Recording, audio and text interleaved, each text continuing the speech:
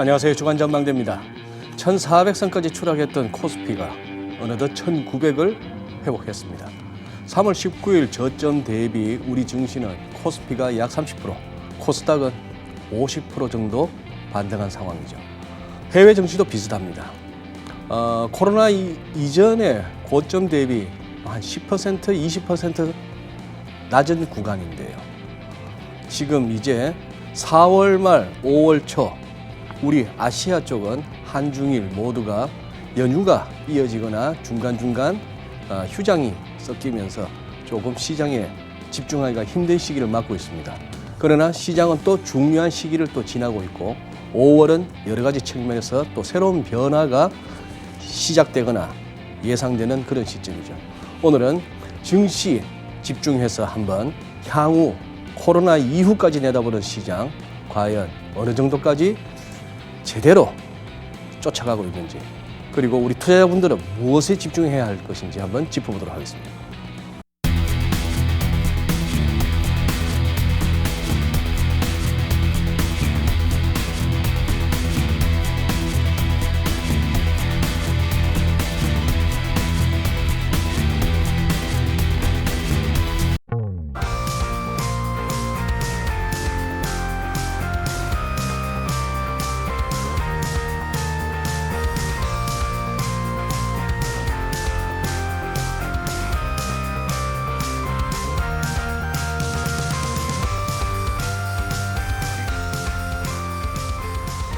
네, 오늘 주간전망대 함께해 주실 분들 소개해드립니다. 펠리스 투자앤리서치의 김민수 대표님. 안녕하세요, 김 대표님. 네, 안녕하십니까. 예, 오랜만입니다. 네. 와이즈 경제연구소 차영주 소장님. 안녕하세요, 소장님. 안녕하십니까. 네. 오늘 저희가 부처님 오신 날 또 이렇게 5월 1일 근로자의 날 등등을 앞두고 평소와 달리 목요일이 아닌 화요일 장마감 후 저녁에 녹화를 하고 있습니다. 그래서 아마 방송이 나갈 무렵에는 뭐 FOMC 결과도 이미 우리 시청자 여러분께서 확인을 하셨을 거고, 지금 녹화 당시와 한 사흘 정도 또 시장의 변동 상황도 생기기 때문에 오늘 우리 두 분 패널은 조금 부담이 있으십니다. 자칫하면 시청자 여러분들과 좀 동떨어진 얘기를 할 수 있는 거고, 그러나 오늘 아마 우리 시청자 여러분께서 두 분 소개를 하는 순간 그런 느낌을 가지실 것 같아요. 오늘은 아주 뭐 비싼 레스토랑 예약 안 하면 못 가는 그런 데서 넥타이 메고 턱시도 입고 이렇게 고기 한 점마다 이렇게 입 닫고 하는 이런 자리가 아니고, 오늘은 한번 날것으로 한번 가겠구나 하는 기대를 가지실 것으로 기대합니다. 많이 뭐 다뤄볼 거는 많습니다만 요즘 가장 핫한 게 증시고, 또 우리 그동안 뭐 동학개미 운동을 비롯해서 여러 가지 용어가 나오고 많은 분들이 또 지금 어떻게 보면 할 게 주식 말고는 또 없어요. 그렇죠. 네. 재택근무든지 아니면 잠시 일을 쉬어야 한다든지, 우리 뭐 대학생들도 학교가 아닌 집에서 강의를 들어야 되고 뭐 이런 청년들도 마찬가지 그런 상황이다 보니까, 자, 그래서 오늘은 두 분의 기탄 없는 말씀을 한번 듣고 싶은 겁니다. 차 소장님. 예. 아까 이렇게 스튜디오로 올라오면서 은근히 자랑을 하셨어요. 3월 19일 날 내가 몰빵을 찍었다, 들어갔다. 그렇습니다. 지금 개인적으로 포트폴리오 지금 수익률이 어떻게 되십니까? 제가 제 개인 SNS에 이제 다 알렸던 상황이고요. 네. 이미 제가 그냥 허세로 말씀드린 게 아니라 나름대로 근거를 가지고 들어갔고. 소위 말해서 계좌 까는 거죠. 예. 이틀 전에 다 팔았습니다. 이틀 전에 다 파셨다. 예. 제가 이제 그렇게 한 근거는 무엇이냐. 네. 그 부분을 좀 말씀을 좀 드려야 될 텐데, 일단 여러분들이 생각하실 때 현재 지금 경제 상황 안 좋죠. 그리고 코로나19로 인해서 지수는 계속해서 그때 당시만 하더라도 빠지는 상황이었습니다. 네. 근데 저는 이제 코로나19로 인해서 중앙은행이 돈을 풀었다. 그러니까 결국 중기적으로 봐서는 증시는 올라간다. 하지만 단기적으로 봐서는 증시는 빠진다. 지난번 제가 2월 달 나왔을 때도 증시 하락 쪽으로 배팅을 하고 있다. 2월 달에는 예, 그렇게 말씀을 좀 드렸었던 상황이죠. 그러면서 이제 증시가 3월 달 굉장히 급락을 했는데, 우리나라 입장에서 본다라면 PBR 0.8배를 깬 게 이번이 처음입니다. PBR 0.8 아래로 내려갔다. 그렇죠. 그러니까 IMF 때도 안 깼고요. 서프라임 상태 때도 PBR 0.8배는 지켰었던 수준입니다. 하지만 이번에 1800, 1900이 깨지고 1500까지 밀림으로써 0.8배가 깨졌기 때문에 일부 종목에 대해서는 밸류에 대한 그런 가치가 드러나기 시작했죠. 우리가 워렌 버핏이나 뭐 이런 많은 투자자들이 얘기할 때 가치보다 싸게 사라라고 하는데 가치보다 싸게 살 수 있는 기회는 증시가 폭락할 때죠. 더군다나 19일 같은 경우는 증시가 우리나라 역사상, 최근에 역사상이라는 표현은 제가 좀 어설프습니다만 낙폭이 굉장히 큰 날이었습니다. 그랬죠. 그래서 심리적으로 이날 모든 것들이 다 끝난 게 아니겠는가. 그러한 상황에서 과감하게 베팅을 들어갔었는데 네. 의외로 수익률이 좀 좋았었던 상황이다. 그렇게 말씀드릴 수 있겠습니다. 그러면 이틀 전에 다 털고 나오셨다니까 그 이유는 천천히 한번 들어보겠습니다. 예, 말씀드리겠습니다. 예. 김 대표님은 네. 요즘 이렇게 본인도 하시잖아요. 안 하시나? 저도 하고 제 사모펀드도 운영하죠. 사모펀드도 운영하시죠. 단도직입적으로 네. 3월 중순 그때 말씀하신 3월 19일 네. 환율은 마치 1,300원을 넘었을 것 같이 난리치고 하던 그때 네. 모두가 공포에 질리고 했을 때 그때 그냥 엔간하면 줍줍 하면 다 30% 50% 아닙니까? 그렇죠. 네. 근데 또 솔직히 이번 사태를 보면서 제가 가장 많이 느낀 거는 솔직히 뭐 개인적인 부를 좀 창출했었을 때 제가 많이 좀 공격적으로 대응했을 때가 지난 뭐 9.11 테러라든가 금융위기라든가 이런 어떤 급변하는 변동 시기가 나왔을 때는 개인적으로 좀 공격적으로 변합니다. 네. 그래서 그때도 한 번 이제 증권사 재직 시절에 있었던 뭐 좀 친했던 고객분이나 네. 주변 분들한테 주식 사라. 뭐 밀릴 거 생각하지 말고 주식 사라. 뭐 예금 깨시라.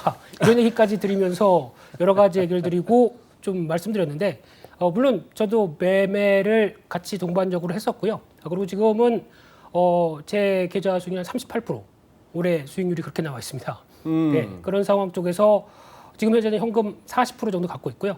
근데 조금 이따가 말씀드리겠지만 주도주는 살아 있습니다. 그러니까 주도주 쪽에서는 계속 공략하시고 가져가는 게 가장 이 코로나19 사태로 보통 보면은 사회가 어떤 충격이 가해지면은 여러 가지 변화가 크게 나옵니다. 근데 그 변화에 맞는 종목들이 지금 알게 모르게 탄생하고 있는데 잘 모르죠. 이런 부분들은 여전히 시장과 상관없이 계속 갈 수 있다라는 관점들을 보게 되면은 오늘 집중하셔야겠죠. 네, 종목 마구 드리겠습니다. 금년 들어 38%. 네. 그러면은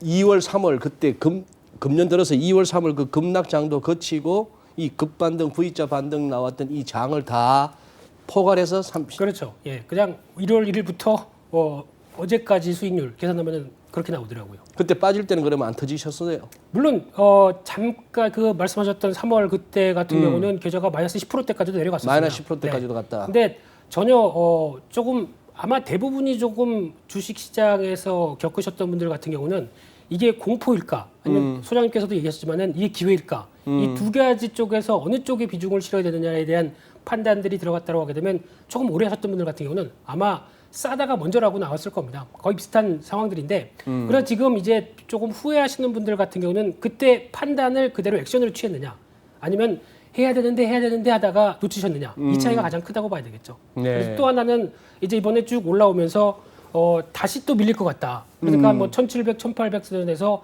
다시 팔고 사야지라고 하다가 한 또 추가적으로 뭐 10%, 15%를 못 먹으신 분들. 그러면 이제 지금 나머지 자금 갖고 어떤 지금이라도 들어가야 되느냐? 뭐 이런 것도 고민하게 되겠죠. 네. 그래서 지금은 아마 딱 두 가지라고 생각됩니다.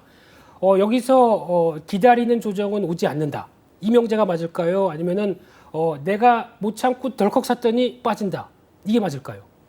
네, 여기가 가장 큰 중요한 두 가지 명제라고 보여지고 있는데 답은 못 드리겠습니다. 답은 네, 아마 제가 보기에는 시장에 맞는 종목을 얼만큼 편승했느냐에 따라서 바뀔 수가 있겠죠. 그래서 네. 저희가 보통 보면은 시장이 하락한다, 상승한다 뭐 이런 쪽에 대해서 어떤 방향성을 가지고 베팅하는 쪽이면은 제가 보기에는 승률이 낮습니다. 보통 보면은 지금 또 가장 많이 나오는 게 유가죠. 네. 유가 같은 경우도 뭐 지금 얘기가 많이 나오는 게 ETF, ETN 가지고 베팅을 했었을 때 나오는 참담한 결과가 이렇게 나오고 있는데 유가도 쉽게 말씀드리면 저희가 아는 유가가 아닙니다. 소장님도 아시겠지만은 선물이죠. 원유 WTI에 국한된 선물 가격이죠. 그렇죠. 선물입니다. 마이너스 37불이니 뭐 40불이니 하는 얘기는 그렇죠. 네. 그러다 네. 보니까 그 선물을 수치화해서 나온 부분이다 보니까 얼만큼 또 변동성이 크겠습니까? 이런 쪽에 대해서 이런 변동성을 안고 어떤 이게 실물 투자라고 생각하시면 절대 안 되고요. 네. 그런 어떤 방향성보다는 항상 생각하실 게 나는 기업과 동행한다고 생각하셔야죠. 그러니까 특히 이런 위기 때, 이런 기회 때 어떻게 보면은 시장과 함께 그래도 어느 정도 수혜를 받는 섹터가 나오고 그에 따라서 오히려 이 코로나19 사태로 실적들이 좋아진다. 이건 기회가 아닐까요? 그러면 그런 종목들은 여전히 보유하는 관점들은 유지하되 아마 시장의 방향성 대해서는 아까 소장님 의견처럼 그러니까 단기적으로 어느 정도 올라온 상황 쪽에서 변동성은 나올 수 있겠다라는 관점들은 있다 보니까 일단 현금은 좀 갖고 있는 상황들이고요. 오히려 흔들리면 사보겠다. 이 전략은 여전히 유효합니다. 이게 그 김민수 대표하고 저하고 매매 스타일이 좀 다른 면이 네. 이번에 드러났다라고 저는 말씀을 드릴 수 있겠는데 네. 김민수 대표께서는 이제 물론 사석에서는 굉장히 친한 사이여서 이제 서로 얘기를 주고받다 보면 김민수 대표 같은 경우는 이제 주식을 워낙 좋아합니다. 네. 워낙 네. 좋아해서 얼굴에 쓰였잖아요. 예, 주식을 네. 좋아해서 주식을 항상 이제 일정 부분 항상 보유를 하고 있는 예. 상황이죠. 예. 그러다 보니까 주식을 계속해서 뭐 교체 매매는 합니다만 주식을 항상 보유하는 스타일이고 저 같은 경우는 현금을 계속 보유하는 스타일입니다. 그러다가 기회가 났을 때 주식을 하는 제가 2017년 12월 31일자로 회사를 그만뒀고요. 네. 18년, 19년, 20년 이게 3년이 지났는데 지금 저 같은 경우 매매를 딱 4번 했습니다. 3년 동안에 예. 그러니까 그 여러분들이 이제 지금 김민수 대표와 저를 이제 구분하셔서 여러분들의 그 성향에 맞는 사람 얘기를 이제 중점적으로 들으셔야 될 텐데 저 같은 경우는 기회가 왔을 때 소수 종목을 노려서 집중해서 수익률을 내고 빠져서 기다렸다 또 들어가는 스타일이고 김민수 대표 같은 경우는 포트폴리오를 구성해서 장기적으로 끌고 가면서 조정을 하는 스타일이고 네. 그렇기 때문에 물론 뭐가 수익률이 좋고 나쁘고는 문제될 건 아니죠. 하지만 자신의 성향에 맞춰서 그 스타일을 가져간다라는 것을 시청자 여러분들께서는 좀 감안하셔야 되지 않을까 말씀드릴 수 있겠습니다. 네, 좋은 지적이십니다. 제가 대별까지 해주셨네요. 그러니까. 자, 지금 살 배가 아프네. 3월 19일 들어가서 몰빵 질러서 다 먹었다 그러시지. 금년에 들어서 아직까지 30 몇 프로대 수익률이시지. 살 배가 아픈데 그러면은 김민수 대표한테 뭐 맡기든지 조언을 들으면은 이 제로금리 시대에 네.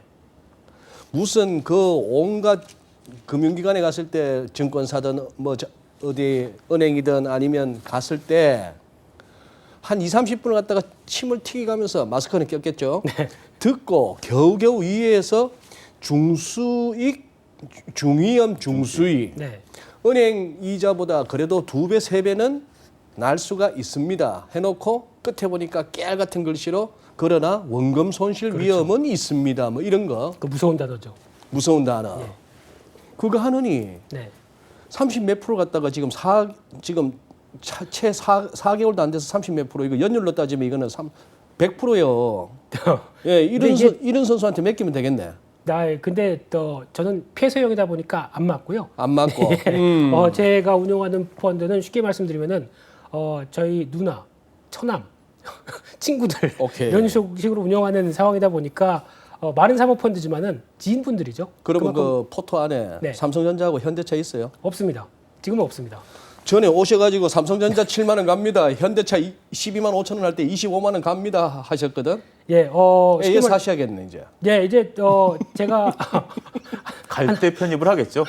지금 편입을 항상 대변인 간다는 게 오셨습니다. 아니라 대변인이십니다. 갈 때 편입을 할 그럴 계획인 것 같습니다. 네, 일단 현대차 관련돼서 제가 이 주간 전망대가 참 여러 가지 영향력을 많이 발휘하고 하는구나라고 네. 생각을 했던 게 엘리베이터를 타고 갔는데 낮은 좀 익으신 분이에요. 네. 근데 보니까 아랫집 아주머니시더라고요. 근데 갑자기 엘리베이터 안에서 계속 이렇게 눈치를 보다가 갑자기 불쑥 던지는 첫 마디가 네. 근데 진짜 현대차 25만 원 가요? 얘기를 하시더라고요.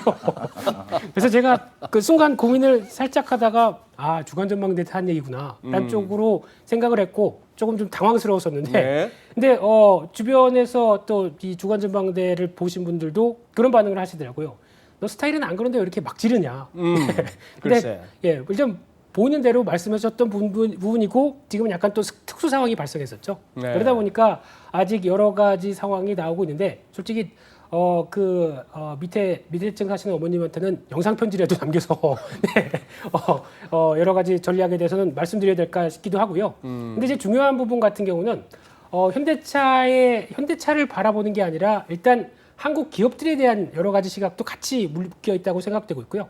특히 현대차를 보면서 당연히 생산도 공급이 안 될 정도로 생산도 충격을 받았고 공장이 셧다운이 됐으니까요. 거기다가 판매도 안 좋고 둘 다 안 좋습니다. 근데 네. 이게 현대차만 집중해서 보게 되면 현대차만의 일일까요?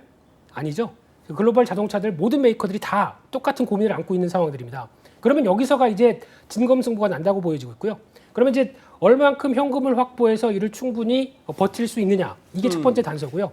두 번째는 다 같이 힘들 때 이런 때 어느 정도 기회 요인들을 살려서 먼저 치고 나갈 수 있느냐. 이 부분이 또 하나의 두 번째 기회라고 생각됩니다. 근데 그 부분을 현대차가 과연 해줄 수 있느냐? 이 부분에 대해서 이제 앞으로 초점을 맞춰야 될 상황이라고 생각되고 있는데 제가 보기에는 개연성이 있습니다. 가능성이 높다고 생각되고 있는데 하지만 중요한 거는 다 같이 힘든 시점이죠. 그러다 보니까 일단 현대차 같은 경우도 갖고 있다가 이 상황에 나왔을 때 7만 5천 원대 물 탔습니다. 물 타서 일단 10만 원대 다 빠져나왔습니다.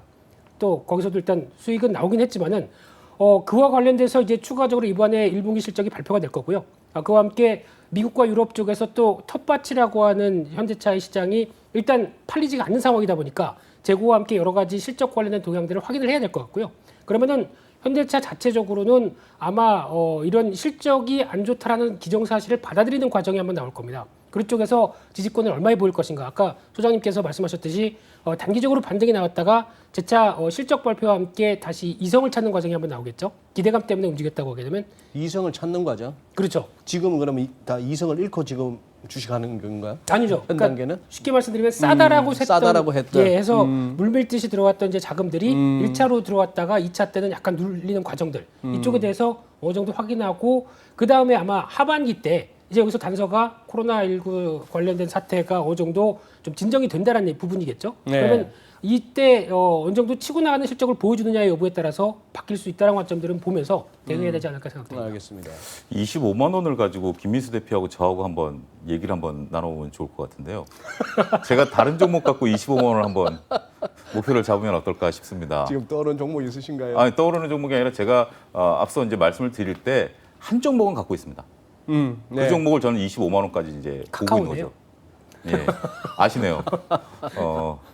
그래서 뭐 요즘 최근에 뭐 언론에 많이 최근에 이제 회자가 되고 있긴 한데 결국 EPS를 저는 본 거죠. EPS가 증가할 수 있는 기업들 지금 현재 코로나19로 인해서 기업들이 상당히 어려운 부분들 이제 김민수 대표께서 말씀하셨지만 결국 이번에 GS 리테일의 뭐 최근에 실적 발표라든지 아니면 뭐 이런 식의 본다라면 코로나19 상황에서 오히려 득을 보고 있는 기업들이 상당수 있거든요. 그런 부분들에 대해서 투자분들 뭐 많이 뭐 잘 아실 겁니다. 회자되고 있는 기업들 많고 최근에 또 돈을 푸는 것에 대해서 수혜를 볼 수 있는 종목들이 어제 오늘 또 올라가고 있는 그런 상황들이 연출이 된다 보면 결국 저는 지금 뭐 25만 원 현대자동차가 먼저 가느냐 카카오가 먼저 가느냐 김민수 대표하고 사석에서 한번 내기를 해보겠습니다. 좋습니다. 네, 카카오는 하나 단점이 있습니다. 뭐죠? 저도 카카오 좋게 보고 있는 상황들인데 이번에 네이버 실적이 발표되면서 시장이 환호했죠. 네이버에 네. 대해서 네. 저거 이제 본격적인 코로나 관련된 수혜다라고 보여지고 있는데 네이버 카카오의 차이가 약간 있죠. 뭐죠? 쉽게 말씀드리면은 네이버 같은 경우는 전자결제 관련된 페이나 아니면은 그 컨텐츠 쪽이 좀 더 강합니다. 그러다 보니까 코로나19 사태 때 약간 더 이를 수혜를 받을 수 있는 섹터가 좀 더 큽니다. 하지만 카카오는 단점 중에 하나가 광고 매출이 아직까지 높은 부분들이죠. 그러다 보니까 뭐 톡비즈라고 하는 쪽 아시죠? 근데 지금 현재 기업들이 어느 정도 현금을 확보하려고 노력하고 있는 상황 쪽에서 광고 관련된 부분들이 집행이 좀 덜 된다라고 하게 되면 일단 실적 자체가 저희가 생각했던 것보다 카카오가 안 나올 수가 있습니다. 이런 부분들은 잠깐 염두할 필요가 있을 것 같고 또 대표적인 게 카카오가 잘하는 것 중에 하나가 티켓팅이죠. 티켓 팔아서 그 남는 이 수수료. 제 딸이 또 콘서트 간다고 했었을 때 끊어주게 되면 항상 다 카카오페이 뭐 이쪽으로 연결돼서 나오더라고요. 근데 지금 이쪽도 지금 콘서트가 열릴 리가 없죠, 지금도. 현재로서는. 예, 그렇게 되면은 여기서 이제 타격을 받는다고 하게 되면 생각보다 실적은 조금 주춤할 수는 있다라는 관점은 염두를 하셨으면 좋겠습니다. 알겠습니다. 근데 두 분 다 공통적으로 여쭤보고 싶은데 네. 3월 19일부터 들어가시면서 차 소장님 같은 경우에 이렇게 빨리 여기까지 온다고 생각하고 들어가셨어요? 아니, 그건 아닙니다. 그건 아니고 저도 그날 들어가면서 최소한 뭐 SNS에도 올렸습니다만 3개월에서 6개월은 본다.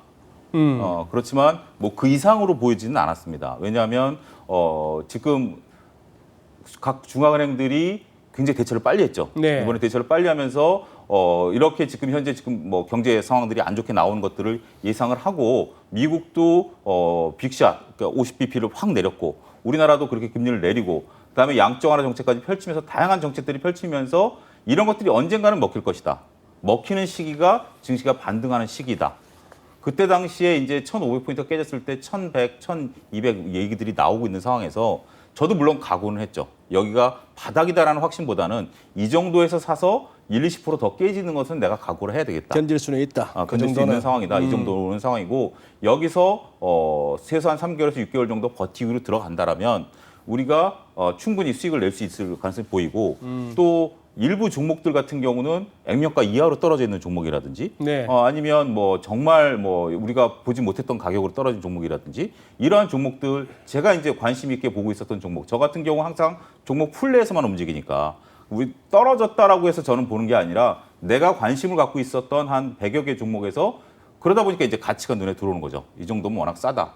그래서 저는 들어갔는데 생각보다 빨리 지금 수익이 난 겁니다. 오케이. 예. 그러면 김 대표님 이렇게 네. 여쭤볼게요. 네. 최근 증시가 왜 이렇게 급반등이 가능했고 주가가 왜 이렇게 오르죠라고는 묻지 않겠습니다. 그거 촌스러워요. 당연히 너무 쌌고 예.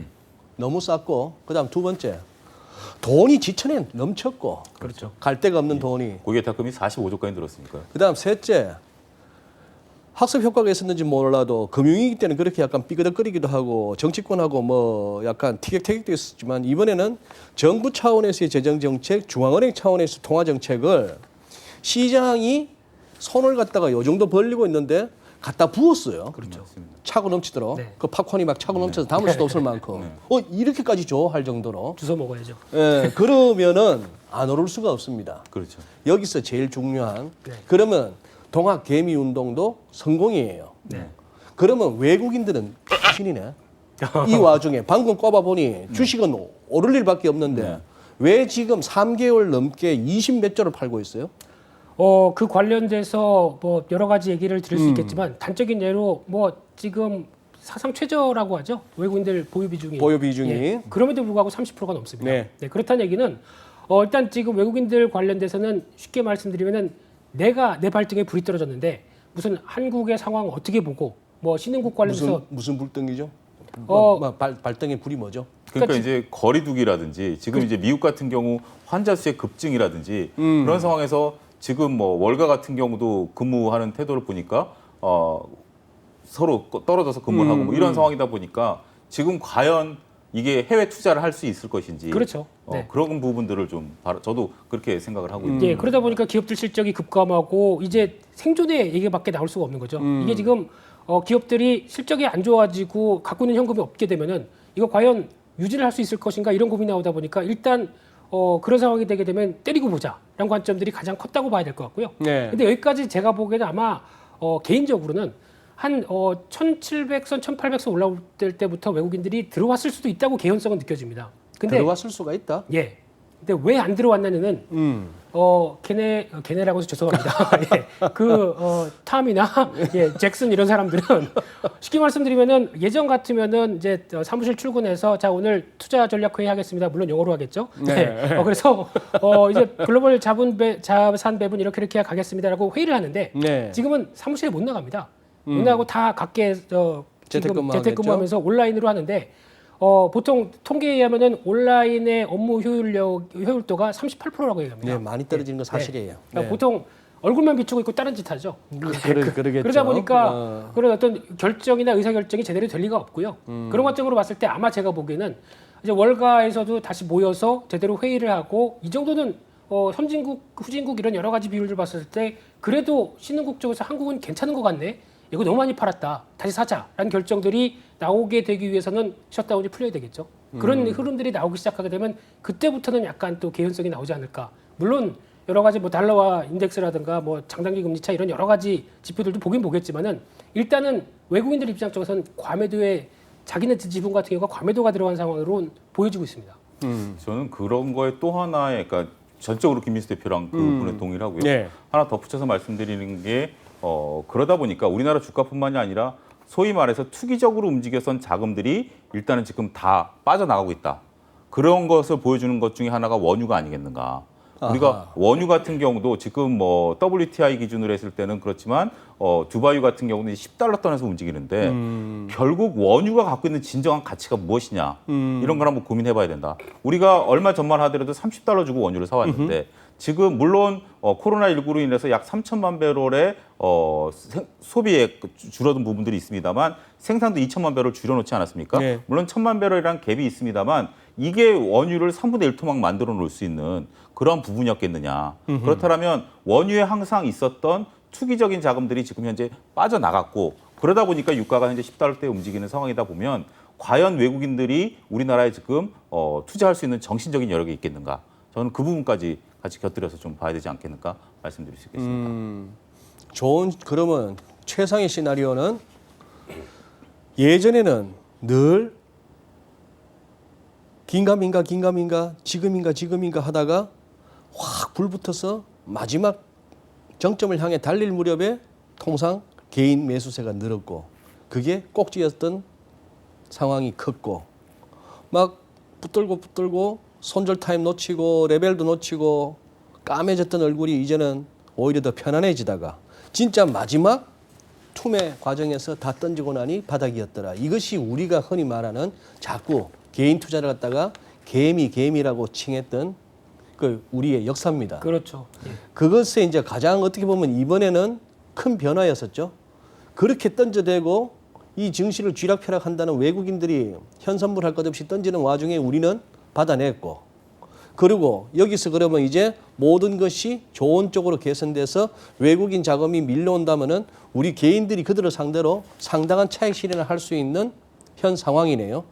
그렇죠. 그 관련돼서 하나만 더 말씀드리게 되면 솔직히 그냥 이렇게 좀 해피한 결과를 맞으셨던 분들도 있는데 주변을 돌아보다 보니까 뭐 증권사 직원이나 아니면 모 일부의 개인 투자자분들께서는 오히려 타격이 심하신 분들도 있습니다. 예를 들면 신용을 쓰셨던 분들이죠. 아. 네. 아마 반대매매부터 그때 그 시점에 만났던 한 친구 같은 경우는 얼굴이 사색이 돼 있더라고요. 반대매매가 나갈 거를 계속 끌어다 막고 있는 상황. 그 바닥 치기 전에부터 그렇죠. 매수에 예, 예. 들어왔던 네. 분들은 예, 예. 그것도 특히 뭐 바이오주 뭐 이런 쪽에 또 투자를 했던 분들 같은 경우는 또 오히려 개별적인 종목들은 선전했던 종목들도 있는데 네. 그게 아닌 어떤 종목들 같은 경우는 더 그런 상황도 있었죠. 그러다 네. 보니까 또 이 결과론적으로는 올라왔다고 하더라도 그 시점 쪽에 만약에 또 자금이 확 쪼그라들었는데 그러면 또 멘탈이 붕괴가 되죠. 그러면 거기서 올라온다고 한들 그걸 또 쫓아갈 여력도 없는 상황들이 발생했었던 부분들도 약간 있었지 않았을까 생각되고 있는데 또 하나 중요한 것 같은 경우는 소장님께서는 이번에 개인들의 동학 운동이 성공하실 거라고 보십니까? 그걸 갖다가 이제 일괄적으로 얘기할 수 없는 게 이제 여기서의 개념이 네. 동학개미 운동에서의 동학개미는 매수 쪽을 얘기하는 그렇죠. 네. 증시가 오른다 쪽에 베팅했던 그런 쪽이라면은 전반적인 개인 투자자도 요즘은 이 안에 스마트해졌죠. 굉장히 많아가지고 이 와중에 그 빠질 때 인버스하고 그렇죠. 3월 하순 이후부터는 또 레버리지로 쓰는 분들도 있었다는 거는 정말 슈퍼개미죠. 그러니까 이게 개미를 소장님께서 잘 구분해 주셨던 게 저는 이제 일단은 말씀하신 것처럼 지금 현재 일부 개미, 그러니까 우리가 그냥 편하게 개미라고 그러겠습니다. 네. 여전히 개미 형태를 갖고 계신 분들은 인버스에 투자하시는 분들, 그러니까 지수가 이 정도 올라왔으니까 꺾이겠다. 글쎄. 자신의 생각이죠. 순전히 자신의 생각으로 이 정도 올라왔으니 증시는 꺾일 것이다라고 해서 아무 근거 없이 인버스 사신 분. 그 다음에 아무 근거가 없다기보다는 저희 주망대 같은 데서도 그런 얘기들을 많이 했죠. 네. 소위 말하는 W자, 네. 뭐 WD. 야 이것이 이렇게 한 번만에 바닥이 나왔을까? 많은 그렇죠. 어떤 예. 의심이 있었죠. 의심이 네. 있었던 부분들이고 거기에 또 하나 유가도 워낙 싸다라고 해서 ETN에 들어가신 글쎄. 분들. 예. 이런 분들 같은 경우는 제가 볼 때는 기존의 개미 형태랑 그렇게 큰 차이가 없었다. 큰 차이가 없었다. 예, 이런 형태를 답습하신 분들 같은 경우는 여전히 지금 현재 저희 방송 보고 싶지도 않으시겠죠. 네, 그러실 TV 끄버리시겠고 네.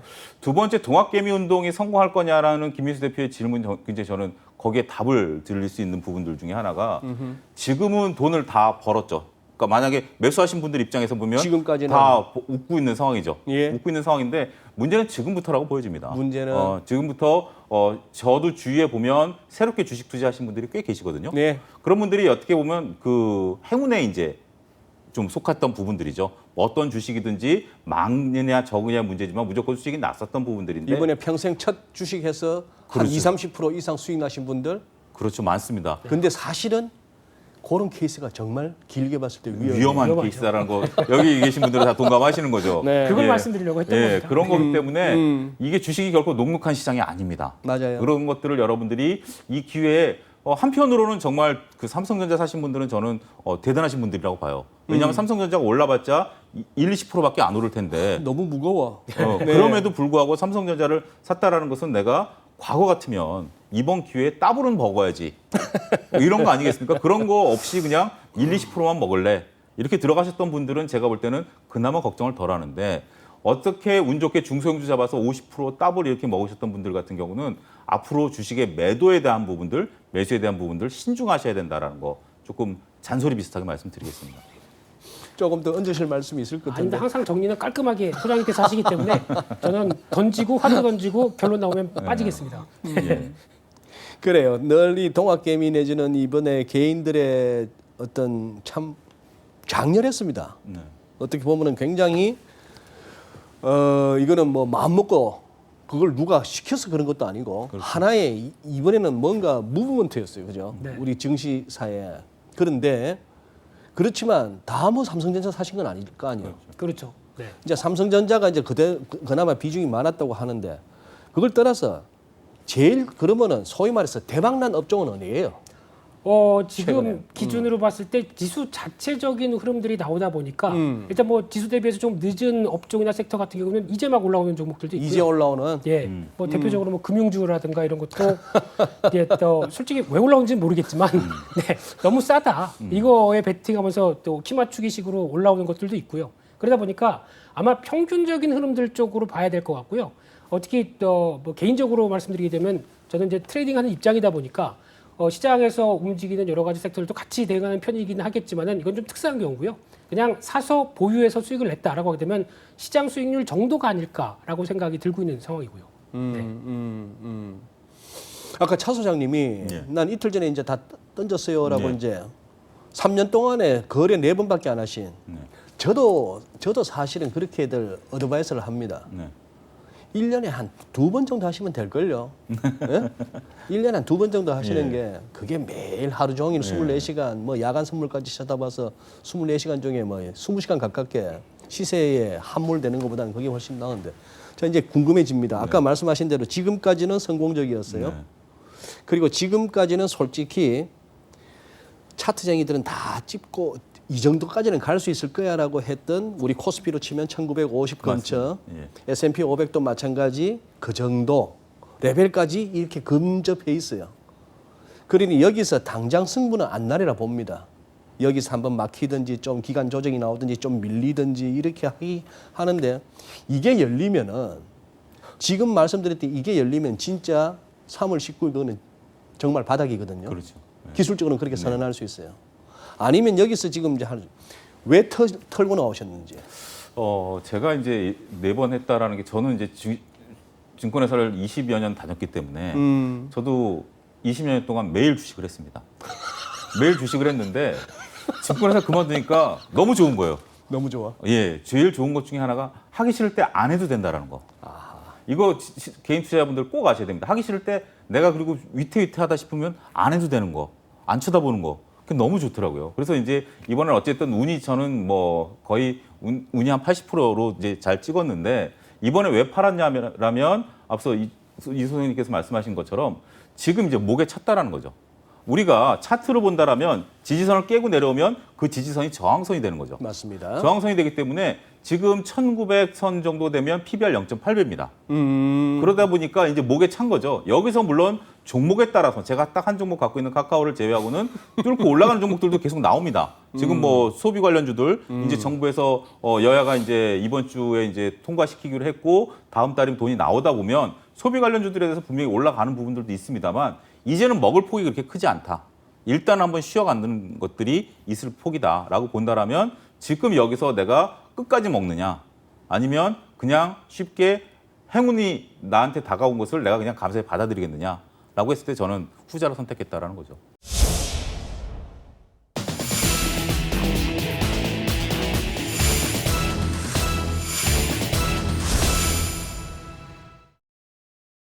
지금 김 대표님 같은 경우는 조금 이렇게 찝찝하다거나 약간 이렇게 불안한 연휴를 앞두고 네. 불안하게 여기시는 뭐 변수는 없나요? 뭐 현금 좀 있는 입장 쪽에서 전혀 그런 건 없고요. 아, 현금이 좀 있으니까. 근데 그런 전 소장님과 조금 다른 의견이 그렇다고 하더라도 아무리 어려운 시장 그리고 진짜 뭐 시장이 망할 것 같은 분위기 이런 쪽에서도 항상 반대가 있습니다. 프로앤콘스라고 그러죠.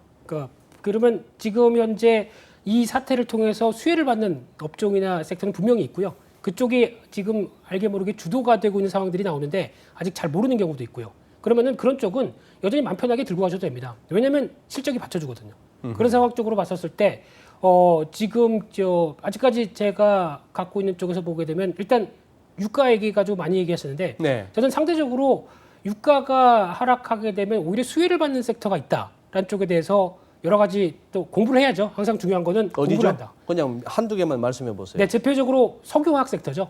일단 유가가 내리면 그렇죠. 이제 쉽게 말씀드리면 원유를 통해서 뽑아내는 입장이지 않습니까? 그러면 낮아진 유가를 통해서 네. 원가 자체가 싸지는 거죠. 네. 근데 여기서 중요한 문제는 뭐 롯데케미칼이나 LG화학 이런 종목 같은 경우는 물론 원가가 낮아졌기 때문에 영업이 좋아진다고 하더라도 수요가 받쳐줘야죠. 그러다 보니까 수요가 연결이 어디 팔려야 말이죠. 그렇죠. 그렇게 되지 않는 이상은 올라오는데 한계가 있다. 근데 오히려 이런 원가도 떨어지고 수요도 회복된다라고 하게 되면 더할 나위 없이 좋은 거 아닙니까? 네. 첫 번째가 네. 금호석유화학입니다. 이 회사 같은 경우는 합성고무 관련된 쪽이죠. 그러다 보니까 추출을 이제 원유 쪽에서 한다고 하더라도 이번에 보시게 되면 아시겠지만 라텍스 장갑 상대적으로 많이 팔렸죠. 네, 그런 관점적으로 봤었을 때 오히려 수요가 받쳐주는 입장이다라고 하게 되면 이런 회사는 실적이 더 좋아질 겁니다. 어떤 저희가 생각했던 것보다 예상보다 더 좋아질 수가 있습니다. 그렇기 때문에 그런 쪽은 보셨으면 좋겠고요. 또 하나 이제 페인트 관련 쪽도 생각해 볼 수가 있겠죠. 페인트도 유가 기반이다 보니까 원가는 떨어졌는데 여기서 얘기가 많이 나온 부분들은 건설 업황이 전방 업황이다 보니까 이쪽과 연계되면은 약간 좀 자신이 좀 없는 부분들이죠. 그러다 보니까 아무리 요즘 인테리어 쪽이 좀 뜬다고 하더라도 그와 관련돼서는 수요가 좀 고민되다 보니까 아직까지는 약간 긴가민가한 상황들이고요. 또 하나 중요한 상황으로 봤을 때는 제가 또 보유하고 있는 쪽이긴 하지만 혹시 소장님 계면 활성제라고 아십니까? 예. 예, 다 아시는군요. 네, 소독제. 예. 그렇죠. 그러다 보니까 계면 활성제 같은 경우도 뭐 샴푸도 다 계면 활성제 아니에요. 그렇죠. 그러니까 네. 쉽게 말씀드리면 거품을 내기 위한 첨가제가 필요한 거죠. 치약도. 예.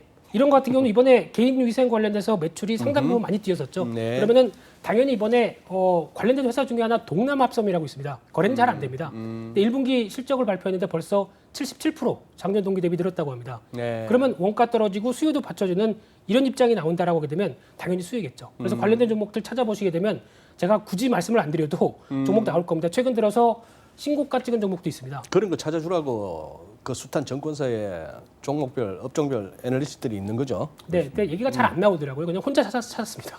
그래요. 그래요. 늘 뭐 채널을 보다 보면은 그렇고 그런 어떤 업종 종목 리포트가 뭐 객장 가서 따박따박 있는 것도 아니고 뭐 그렇긴 한데 자 지금 이제 좋은 얘기를 하셨어요. 그러니 정신없었던 3월과 그 다음에 또 반대의 의미로서 정신없었던 4월을 보냈는데 그 4월은 아까 말씀드린 그걸로 다 설명됩니다. 야 이거 너무 싸구나. 돈은 많구나. 그리고 엔간하면은 다 받쳐주겠다고 정책 당국들이 저렇게 우리가 요구하기도 전에 저렇게 들고 나오는구나. 투자하기 아주 좋은 환경이었습니다. 그래서 이만큼 왔다고 보고 코로나 이전 대비 한 10% 기껏해야 내려와 있는 게 15% 같으면은 딱 차 소장님 말씀대로 목에 찬 거예요. 우리가 어떻게 코로나 이전으로 완전히 가자라고 하는 거는 너무 암만 그래도 너무 욕심이고 현실적으로 또 현실적으로 어렵죠. 어려운 네. 얘기예요. 자 그러면은 지금 이제 김 대표님 좋은 말씀하셨어요. 원가 측면에서는 이래저래 낮아지고 있어. 특히 뭐 석유 안 들어가는 데가 어디 있습니까? 네. 오케이 좋은데 그럼 이제 수요가 받쳐줘야 되는 거예요. 그렇죠. 5월 들어서 지금 이제 미국부터 해서 뭐 각 주에 다 차별화된 어떤 이른바 이코노미 리오픈이 시작됩니다. 우리가 지금 많이 완화된 느낌이에요. 많이 완화되고 있는 느낌인데 수요가 받쳐주는가, 어느 정도 받쳐줄 것인가 하는 부분. 요거는 결국 코로나 바이러스가 정점을 이미 쳤느냐. 요즘도 뉴스를 보니까 이제 미국은 100만이 넘었더만요. 누적 확진. 그러다 계속 나오는 짱짱한 죄송한 표현입니다. 러시아, 무슨 뭐 브라질, 거기다가 검진 제대로 받을 수도 없는 일본, 뭐 수치 자체가 없는 북한, 뭐 이렇게 생각할 것 같으면 아직도 우리가 마음 놓을 수는 없는데 수요가 살아날 것이다. 이것도 물론 우리는 예상입니다. 어떻게 보세요? 저는 이제부터는 조금 조심해야 된다라고 보는 측면 중에 하나가 그 우리가 이제 지금 나오는 경제 지표들 보면 안 좋죠. 그리고 이제 심지어 IMF 같은 경우에서 나오는 것들이 5월달 2분기 같은 경우 선진국 같은 경우 마이너스 뭐 20%까지 떨어지는 부분들이죠. 제가 좀 예를 드는 것들이 공부를 안 했으니까 성적이 안 나올 건 당연한 거죠. 경제 활동을 안 했으니까 경제 지표가 안 나올 건 당연한 부분들인데 이런 부분들 때문에 돈은 물론 풀어놓은 거는 있습니다. 하지만 이제 이런 것들이 구체화되고 장기화됨으로써 그 김민수 대표께서 말씀하신 EPS가 증가하는 기업 물론 그 수혜를 받는 일부 기업들을 제외하고 저는 그게 한 3분의 1 정도 되고 3분의 2는 이제 박살난 실적들이 나오겠죠. 그런 것들이 증시에 있어서 일부 압박을 작용한 상태에서 현재 지금 어느 정도 목에 찬 상태에서 이런 것들이 계속 증시에 이제 발목을 잡으면서 여기서 이제 물론 그렇다고 해서 저는 W자를 완성한다라고 보지는 않습니다. 일단 V자를 만들어 놓고 우리가 심장 박동기처럼 옆으로 횡보하는 정도 수준에서 그렇게 나올 것으로 보이는데 이 횡보하는 수준에 있어서 일부 3분의 1이 지수를 떠받치고 나머지 3분의 2는 계속해서 우하향하는 이런 부분들이 나오면서 결국 혼돈의 장세. 그러다 보면 이제부터는 그동안에 이준우 선생님께서 말씀하신 것처럼 4월 달은 좀 편안한 장세였다라면 이제 5월 달에는 정말 노력하는 사람과 노력하지 않는 사람들의 수익률이 정말로 천차만별로 벌어지는 이제는 전문가장이 되지 않을까 그렇게 저는 보고 있는 상황입니다. 전문가장. 예. 전문가장의 반대는 뭐죠, 그러면? 전문가장의 반대는 극단적인 걸로 얘기할까요? 예. 아닙니다. 네. 4월 같은 장이죠. 어떻게 보면 4월 같은 장. 4월 같은 장 4월 같은 장. 예. 그거 이따 끝나고 꼭 얘기해 주세요. 그 극단적인 표현. 궁금합니다. 네. 순간 욱했습니다. 참아야죠. 예. 예. 그러나 아까 또 이렇게도 질문하고 싶은 거예요. 최대한 이제 개인 투자자 입장에서 한번 말씀을 드려보고 싶은 겁니다. 야, 여기서 그냥 뚫고 그냥 확 갈 수도 있는 거 아니야. 그것이 버블이 되었건 뭐가 되었건 뭐 더 나빠질 일이 있겠어. 그리고 이제 뭐 코로나라는 게 완전히 없어지기를 기대하는 거 없잖아, 우리 사람들이. 그렇죠. 그러면 이제 이렇게 살아가는 건데, 그리고 돈은 엄청나게 풀릴 건데, 그리고 그거 혹시나 겁나서 팔았다가 그냥 훅 가면 난 또 이제 이상하게 되는데, 그럴 바에야 그냥 좀 이렇게 앞으로 있을 그동안에 급하게 왔던 반등에 대한 좀 조정이 또 있더라도 나는 차라리 견디면서 가는 거지. 여기서 뭐 내가 전문가도 아니고 선수도 아니고 뭐 팔았다 샀다 이런 어떤 견해에 대해서는 저는 찬성입니다. 차라리 들고 가라 계속 모르면 차라리 모르면은 뭐 배당도 좀 되겠다라고 배당이 안 나오는 종목은 모르겠지만은 된다라고 하게 되면 지금 시점 쪽에서는 뭐 전저점까지 이탈 이런 극단적인 차라리 그러면 제일 싸게 샀던 거 그 전저점 이탈하면 팔면 되죠. 차라리 그냥 안 먹었다고 생각하면 되지 않습니까? 근데 그런 가능성까지 생각하고 베팅을 하시는 분들이 거의 다 많다고 본다게 되면은 오히려 그런 것도 나쁜 전략은 아니라고 생각되고 있고요. 특히 이번 2차 조정이 얼마큼 나올 건지 어떤 폭이 나올 건지 저는 아무것도 모릅니다. 예측하고 싶지도 않고요. 네. 근데 기업을 보는 사람 그리고 기업에 대한 실적과 어떤 트렌드를 보는 사람들은 그게 중요하지가 않습니다. 오히려 어떤 기업이 앞으로 이런 사태를 뚫고 한 단계 레벨업되는 여러 가지 흐름들을 보면서 대응한다고 하게 되면 무엇보다 기업 성적인도 중요하겠지만은 타이밍 가지고 너무 일희일비하면서 대응할 것보다는 그래도 그를 시장을 이겨내는 전략 쪽의 종목들이나 흐름들을 맞춰가면 더 낫지 않을까 이런 생각도 하고 있고요. 그러다 보니까 굳이 최악의 상황까지 생각하면서 뭐 저점대를 다시 깨면 어떨까 이건 벌어지지도 않은 사실입니다. 그거 가지고 너무 스트레스 받지 마시고요.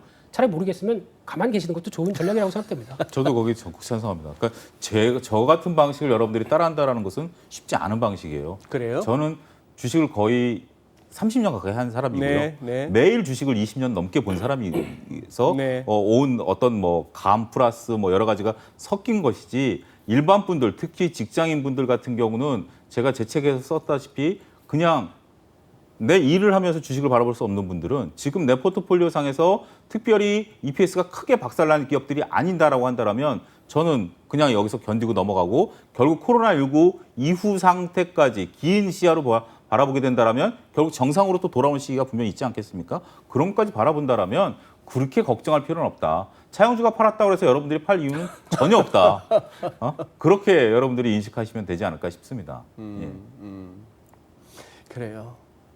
이런 토론을 하거나 이런 이제 프로를 하다 보면은 예를 들어서 뭐 안 물을 수가 없지만 묻고 나서 좀 이렇게 물은 사람이 오히려 뻘쭘해지는 것이 그러면 제약 바이오는 지금 어떻게 되는 거예요? 이런 식의 질문. 그죠. 뜬금없이 훅 들어오는 거죠. 지금 한참 코로나가 이러고 있는데 치료약도 나와야 되고 하고 하는데 예. 이게 쓸데없는 질문이에요. 가만히 보니까. 예? 가만히 보니까 그런 거고 뭐 전일 뭐 최근에 들어서 이제 은행주가 아니 가만히 보니 바닥에서 잡았으면 엔간한 은행주 벌써 뭐 한 10,000원에 잡아갖고 지금 15,000원 뭐 아니면 15,000원 잡아 3만 원이니까 이건 뭐 얼마예요 이게? 도대체 더블 아니면 못 묻어 50%는 먹었는데 네. 그 얘기만 해서 그렇지. 은행주 쫙 펼쳐놓으니까 뭐 저 위에서부터 하염없이 떨어지던 게 이제 겨우 꿈틀했더만. 그렇죠. 네. 많이 빠진 거죠. 많이 빠졌던 소외됐고. 것이. 예. 그리고 이때 그 은행주 들고 장기 투자하신 분은 지금 땅을 치는 거고 그렇죠. 뭐 은행이 망하겠느냐 이런 논리로 얘기하셨던 분들이죠. 마치 장기 투자 이꼬르 지고의 선처럼 요즘 이렇게 분위기가 느껴집니다. 그거는 절대 아닙니다. 여러분들이 이식을 하셔야 되는 게 은행주 말씀하시니까 제 친척이 은행을 다니셨어요. 네. 연세가 훨씬 높으신 분이죠. 네. 그래서 내가 그 회사에 충성한다. 은행주를 사 모으셨어요. IMF 때 부도 나가고 결국 망한 거 아닙니까? 네. 휴지 조각 돼버린 거죠. 없어진 은행이 몇 군데예요? 없어진 그런 거고 지금 한국조선해양 같은 경우 50만 원에 그 한번 그 나오신 분이 있어요. 재산이 거의 한 50만 원대 100억 가까이 사주를 모아가지고 옆에 사람 사주 안 받는 자기가 받아가지고 모으신 분들이 있어요. 그분 같은 경우도 지금 보면 거의 평균 가격 정도로 떨어진 거죠. 그러니까 우리가 여러분들이 생각하셔야 될 게 장기 투자 이꼬로 수익이 난다라는 것은 저는 외람되지만 미국만의 상황이다.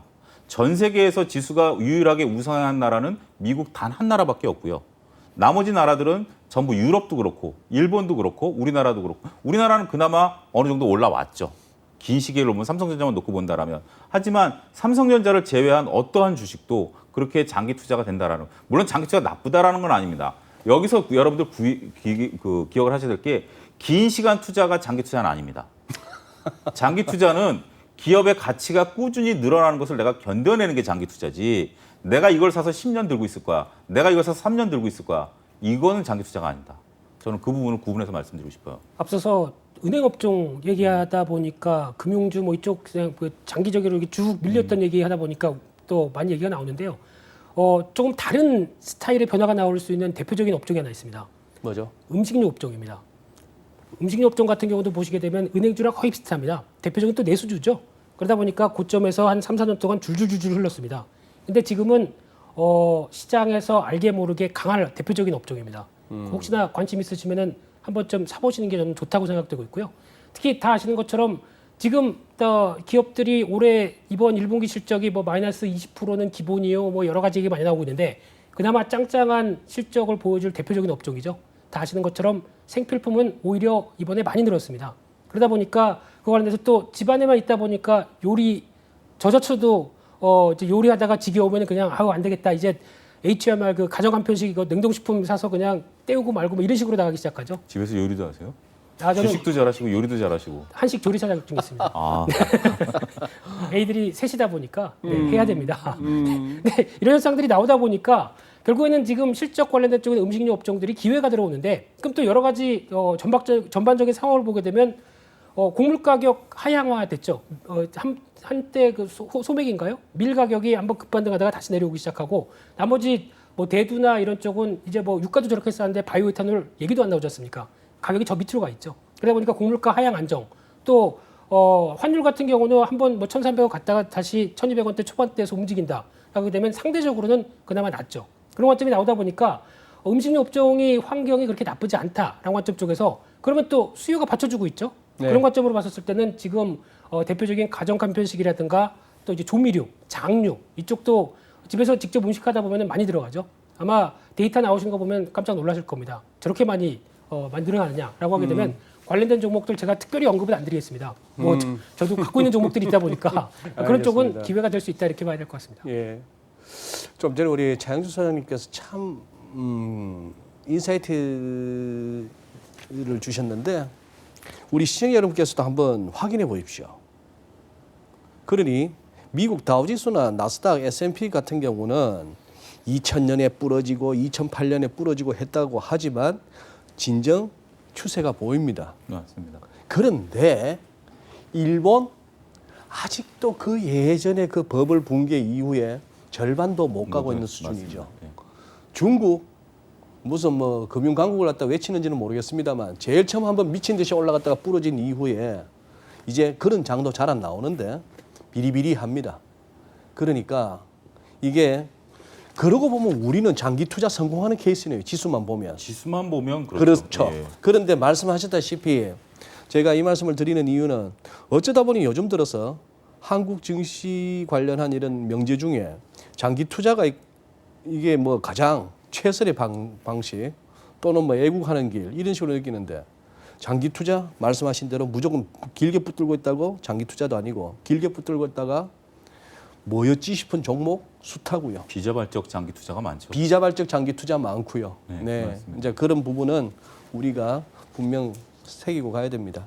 장기 투자가 답이고 여기 자랑 삼아 말씀하셨던 몇 달 사이에 요즘 같은 불경기하에 30 몇 프로 수익률이 난다. 아, 그러면 다 집 팔고 다 적금 깨고 다 보험 깨고 다 그냥 주식만 해야죠. 그렇게 앵간하면은 딴 거 생각 못하게 주식하라는 게 미국에서 말하는 소위 401k 아닙니까? 맞습니다. 월급에서 따박따박 떼서 하는. 네. 근데 그것도 지난 3월 달에 트럼프 대통령 취임하고 나서 끌어올렸던 것 같다가 한 달 만에 다 까먹었던 거 아니에요. 지금 또 이제 거기서 올라왔으나.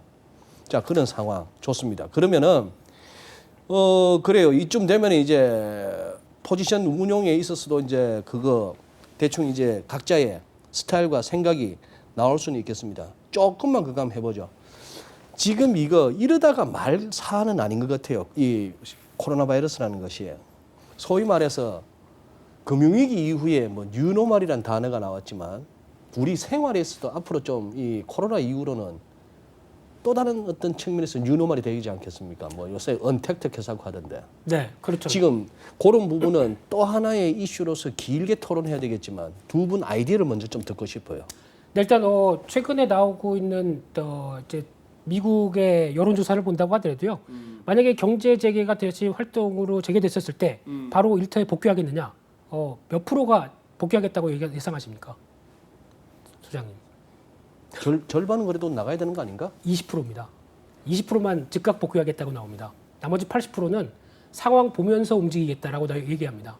그냥 실업수당이 너무 좋아서 그런 게 아니고 그럴 수도 있겠지만은 그만큼 이제 이런 전염병이 갖고 오는 여러 가지 사람의 심리를 이렇게 확 짓눌러 놨다고 봐야 되겠죠. 네. 그런 관점으로 봤었을 때 이제 정부가 아무리 이제 제대로 간다, 예전 수준으로 돌리기 위해서 노력한다고 하더라도 사람의 심리가 아무래도 위축됐던 부분들이 풀리려고 하게 되면 시간이 필요하거나 아니면 네. 지금 기조가 그대로 좀 더 유지가 될 가능성이 높다고 봐야 될 부분들이죠. 그렇게 되면은 지금 얘기하는 뭐 언택트 관련된 여러 가지 흐름들 아마 기조로는 자리를 잡을 수 있는데 반대로 말씀드리게 되면 주식시장은 이를 선반영한 측면도 많습니다. 그러니까 그러다 보니까 최근 들어서 관련된 종목들 보게 되면 물론 수혜는 알겠는데 수혜에 대한 흐름들을 아직 실적으로 확인하지 않은 상태에서 더 많이 올라온 종목들이 있다라고 하는 부분들은 약간 조심할 필요도 있겠죠. 네. 그래서 그런 전반적인 종목들 뭐 제가 일일이 다 뭐 게임이니 뭐 유통 온라인 이런 거 다 얘기를 안 한다고 하더라도 그런 흐름들을 감안하셔서 다 트렌드가 될 가능성에 대비해서 지금 주가는 형성돼 있다라는 관점들을 보셨으면 좋겠고요. 상대적으로 덜 선반영된 부분들은 한번 좀 챙겨봐야 되겠죠. 종목별로 좀 다를 수도 있는데 오히려 지금은 공부를 해야 되는 숙제가 아직 시세를 좀 덜 반영한 종목이 뭘까? 이런 것들 찾는 것도 하나의 중요한 단서가 아닐까요? 또 종목 얘기 나갈까요? 아니 그거보다 예. 저한테 이렇게 주식 이런 걸 갖다 제일 먼저 가르쳐준 제 지인이 네. 저는 저보다 나이는 어립니다만 선생님 이렇게 부르는데 저한테 딴 거 없이 그렇게 하더라고요. 저도 나름대로 대학 때 재무관리 전공이랍시고 해서 졸업장 받은 사람인데 네. 그 주식 도사가 가르치는 얘기가 그냥 차트만 매일 뒤지래요. 그래가지고 쭉 몇 년 동안 떨어져 갖고 옆으로 이렇게 기고 있고 이동평균선 모여 있는 놈만 잡으래요.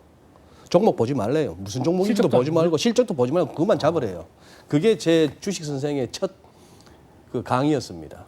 네. 그리고 그 주식 선생이 저한테 한참 그때 장외 난리칠 때 우리 사주마다 장외 난리칠 때 그때도 그거였죠. 닷컴 버블 막 한참 할 때 무슨 놈의 텔자 들어가고 콤자 들어가는 회사 하나 사자고 꼬시는 바람에 2천만 원 들고 가서 사인하고 딱 48시간 만에 그 회사 부도났다는 소리를 제가 들었어요. 예, 그 나름대로 그 선생이 지금도 주식 바닥에서 지금 일을 하고 잘 해나가고 있습니다. 그렇게 가르치고 그렇게 첫 성과를 갖다가 깡통을 만들어줬던 그런 기억이 있는데요. 자, 지금 어떻게 보면은 이래서 이제 주식 전문가를 찾고 이래서 숱한 뭡니까 이거 리서치를 해야죠. 리서치를 하고 있는지는 모르겠습니다. 막연하게 유통, 식료품 이러니까 안 다가오니까 네. 그러다 보면 막 뒤져야겠죠. 그렇죠. 막 뒤져야 되는 거고. 네. 흔히 하는 말로 공부하셔야 됩니다 하는데 개인 투자자 공부가 쉽지 않잖아요. 공부하시라는 말씀에 대해서 좀 한번 차 소장님이 한번 예. 정리 한번 해주세요. 저는 뭐 개인적으로 지금 코칭을 하고 있고요. 네. 코칭 결과물을 이제 올 가을에 이제 책으로 또 낼 건데 제가 지금 낸 책도 공부 쪽에 대한 얘기인데 여러분들 주식 시장을 우리가 이제 흔히 그런 말을 하죠. 그냥 유튜브 좀 보고 그다음에 내가 조금 뭐 증권 방송 좀 보고 하면 좀 할 것이다. 책 한 권 띄고. 책을 뭐 한 권이라도 제대로 보신 분이 계시면 다행이고요. 막말로 책을 10권 이상 보신 분은 제가 볼 때 손들라고 그러면 지금 거의 없을 겁니다. 그렇게 공부를 안 하시고 들어오시는데 우리가 여러분들 의학 드라마를 본다라고 해서 수술하실 수 있는가요? 아니죠. 그건 아닙니다. 근데 여러분들은 마치 의학 드라마를 보고 나서 의학 단어 몇 개 안다고 그래서 수술하려고 하는 것처럼 주식시장에 들어오시는 분들이 의외로 많다라는 거죠. 유튜브 몇 개 보고 이렇게 움직이니까 이게 기술적 분석이고 기본적 분석이고 뭐 여러분들 포털 사이트 치면 지금 김민수 대표가 얘기한 언택트 관련주, 수익 관련주 이렇게 쭉 나오면 그거 그냥 찍어서 사는 거죠. 그렇게 되기 때문에 여러분들이 실패하셨던 분들 같은 경우는 여러분들이 하신 행동들이 뻔히 보인다라는 거죠. 그렇기 때문에 주식시장은 정말 저는 항상 말씀드릴 때 대학원에 등록한 것처럼 공부를 해라. 2년 동안 최소한. 어느 정도 여러분들이 하겠다라면 근데 이렇게 말씀드리면 90%가 핑계가 많아요. 가족들하고 지내야죠. 사회생활 해야죠. 언제 주식 공부하냐. 그러면 그렇게 핑계 대시지 마시고 여러분들이 대학원을 등록했다라고 한다면 주말에 학교 나가야죠. 그다음에 밤에 공부해야죠. 그럴 정도 노력하시고 나서 2년 뒤에 성과를 봐라. 그럼 분명 달라져 있을 것이다. 그 부분에 대해서는 제가 여러분들에게 단언적으로 말씀드릴 수 있습니다. 그게 잘 안 되고 하기도 싫고 귀찮고 시간도 잘 안 난다. 그래서 그러면 전문가한테 맡긴다고 소위 말하는 기관 투자가들이 내놓는 상품에 가입을 한다. 그것도 저는 답이 아닌데 이렇게 생각하셔야 돼요. 왜 이렇게 제가 말을 바꾸는 게 아니라 이준호 소장님께서 말씀하신 뉴노 말이에요. 그러니까 저는 여러분들에게 지금 상황에서 제가 질문 받는 것 중에 좀 어떻게 보면 안타까운 것 중에 하나가 저축을 깨서 주식을 하면 어떨까? 이런 질문 최근에 많이 받습니다. 지인들한테 전화도 오고요. 네. 생전 연락도 안 하던 친구들도 전화 와가지고 야 내가 저축 깨서 뭐 몇 천만 원 있는데 좋은 종목 하나 찍어줘. 우리 차 소장님 며칠 전에 정리하실 만한 이유가 되네. 그런 것들이 되는데 여러분들 저축은 유지하셔야 됩니다. 저축, 보험, 부동산 저는 그 주의예요. 이거는 유지하시고 그래도 여유자금 있다라면 여러분들이 나름대로 공부하셔 주식을 하셔야지 저축이 지금 1% 이자 준다고 깨서 주식을 하신다? 그건 우리나라 상황은 맞지 않는다. 저도 주식쟁이고 주식에 굉장히 조금 많이 미쳐 있는 사람 중에 하나이긴 합니다만 저도 저축은 유지하고 있고요. 이 저축은 우리의 제 노후를 대비하는 거지 제 주식으로 노후를 대비한다라는 것은 저는 그렇게 생각하지는 않습니다. 저는 반대입니다. 저축은 깨셔야 됩니다. 입장에서 저축은 갖고 있을 아무 하등의 이유가 없습니다. 지금 이자율 가지고 인플레이션 이제 앞으로 벌어질 일을 생각을 하게 되면 저는 깜깜합니다. 이거는 차라리 대체 투자를 하시든 다른 자산에 투자를 하셔야지 현금화된 쪽에 갖고 있다가는 나중에 그 자산 감각을 생각해 보게 되면은 땅을 치실 겁니다. 그러니까 차라리 주식하십시오. 네, 그게 더 맞다고 생각됩니다. 차라리. 네, 아니면 금을 사십시오. 오히려 물론 금이 수익이 나는 상품은 아닙니다. 그냥 대표성을 갖고 있는 상품인데 인플레이션을 해지한다라는 어떤 대표적인 수단 때문에 오히려 그게 각광을 받을 수는 있는데 지금 앞으로 이제 이 풀린 돈들이 다 어떻게 되겠습니까? 어떤 변화가 앞으로 나오겠습니까? 그러면은 그를 대변한다라고 하게 되면 오히려 저 현금이나 아니면 그런 저금리 쪽에 운용하는 거는 일단 기분은 좋죠. 아 그래도 내가 한 2년 동안 2,400만 원 모았어. 기분은 좋은데 이게 오히려 차라리 어떤 충분히 어느 정도 배당을 주는 기업에 들어가서 그를 같이 동행했다라고 생각했었을 때 오히려 더 기업 가치가 같이 자산이 움직이는 쪽과 반영되고 배당 수익까지 나온다라고 하게 되면 더 낫지 않을까요? 네. 이게 그 유명한 1차 대전 후에 그 바이마르 공화국의 그 형제 우호화입니까? 그 일화.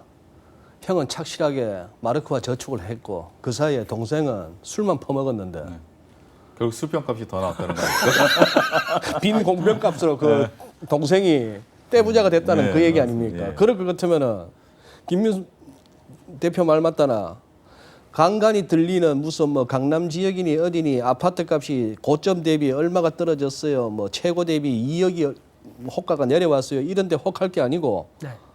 아무거나 빚낼 수 있는 대로 해서 실물이라 싶으면 아무거나 뭐 집이든 땅이든 뭐든 하다못해 빈병이라도 사놔야겠네.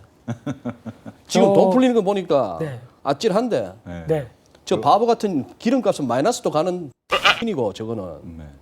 저 지난번에 같은 경우도 시장이 급락했었을 때 2차 매수까지 진행했고요. 만약에 더 밀리면은 그동안 일단 마이너스 통장까지 받으려고 생각했습니다.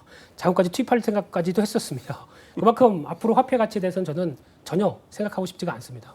특히 저금리 기조가 완연하기 전부터 저도 물론 은행권 출신입니다만 지금 화폐와 관련된 쪽에 여러 가지 생각을 해봤을 때 앞으로에 대한 전망을 밝게 보지 않는 사람이다라고 보게 되면 오히려 실문이 낫다. 저는 차라리 그렇게 생각하고 싶습니다. 여기 차 소장님 중심 한번 잡아주셔야죠. 너무 또 이렇게 가면 우리 완전 마바라 되는 거예요. 예, 예. 근데 이제 그런 거죠. 그러니까 결국 여러분들이 저는 그 능력에 따라서 모든 것들이 이제 일반화할 수는 없는 거 아니겠습니까? 네. 근데 제가 이제 일반화할 수 있는 것은 보통의 일반 투자자분들 입장에서 본다라면 투자 수익률이 그렇게 썩 좋은 것은 아니기 때문에 우리가 주식을 해서 무주식이 상팔자다. 오직하면 그런 얘기까지 나오겠습니까? 그래서 주식해서 손해 보신 분들이 이제 있는데 근데 레버리지는 굉장히 좋지 않죠. 김민수 대표도 레버리지는 안 쓰는 걸로 저는 알고 있는데 레버리지는 랄프 렌저가 정말 적절한 비유를 했어요. 비포장 도로를 칼을 들고 운전하는 것 같다. 그러니까 평상시에는 상관이 없습니다. 근데 돌뿌리 하나 찌르면 이게 나를 찌를 수 있다는 거죠. 그만큼 레버리지는 위험하다. 하지만 일반적으로 여러분들이 정상적으로 주식을 하실 수 있다라면 김민수 대표 쪽에 손을 들겠지만 만약에 그렇지 않다라고 한다라면 자산 포트폴리오 우리가 분산 투자라고 얘기하는 특히 대한민국의 특수성 상황에서 일정 부분 부동산, 연금, 보험, 저축, 투자 저는 이 5개의 고리에 대해서는 틀림없이 여러분들이 잘 구축해 놓으시는 것들이 낫지 않을까 저는 그렇게 보는 주의입니다. 알겠습니다. 예. 오늘은 굳이 그래도 딸딸 긁어서라도 리스크 요인 질문 안 하겠습니다. 지금 같은 장에서 그런 상황이고요. 북한 관련해서도 질문 안 하겠습니다. 뭐 정찰기는 몇 대씩 온다는데 미국 대통령도 모르겠다 그러고 우리도 잘 모르겠는데 제대로 아는 건 없고 썰만 분분합니다. 썰만 분분하고 우리가 너무 숱한 정보의 홍수 속에 살고 있는데 그중에는 오히려 너무 많이 보다 보니까 헷갈리는 경우도 있고요. 우리 잘 모르는 얘기는 서로가 피하시죠. 그게 좋을 것 같습니다. 조만간에 예. 결과가 나오겠죠. 예. 그러나 요 얘기는 한번 들어보고 싶습니다. 어느 쪽인지는 모르겠으나 만약에 지금 북한 지도자의 유고 상황이 확인이 된다면 우리 시장은 충격을 받나요? 요즘도 그런 이슈에 어떻습니까? 제 개인적인 생각 그거에 대해서도 여러 가지 생각을 많이 해봤는데 지금 북한이라는 국가에 대한 존재의 흐름에 대해서 많이 생각을 해봤습니다. 이게 북한이 정상적인 국가일까요? 제가 보기에는 정상적인 국가가 어떻게 보면 이제 통수권자가 통치를 해서 이렇게 이어가는, 물론 이제 과거부터 그렇게 해왔으니까 이어진다고 하더라도, 이게 제가 보기에는 북한이라는 자체가 중국에 속해 있는 하나의 국가일 수 있을 정도로 영향력이 더 중국에 크다라고 보여지고 있습니다. 네. 그렇게 되면은 아마 6.25 사태가 발생하고 그렇게 되면은 이게 저희가 생각하는 것처럼 이제 우리가 통일이 되겠다라는 쪽의 생각보다 중국이 영향력이 더 커지지 않을까, 개인적으로 그렇게 생각을 하고 있고요. 그렇게 되면은 지정학적 리스크는 클 수밖에 없는 상황으로 변하지 않을까. 왜냐하면 이제 중국과 함께 최하단의 상황들이 이제 일본과 이제 미국 입장 쪽으로 봤었을 때는 여기가 이제 거의 이제 바로미터죠. 그런 버퍼가 관점, 없어진다. 네, 그런 관점 쪽에서 봤을 때는 상당히 위협은 될 수 있는데, 근데 이거는 하나의 가정입니다. 네. 어떻게 될지는 모르는 상황이다 보니까. 근데 일단 시장이 제일 싫어하는 것은 불확실성이죠. 그런 관점 쪽에서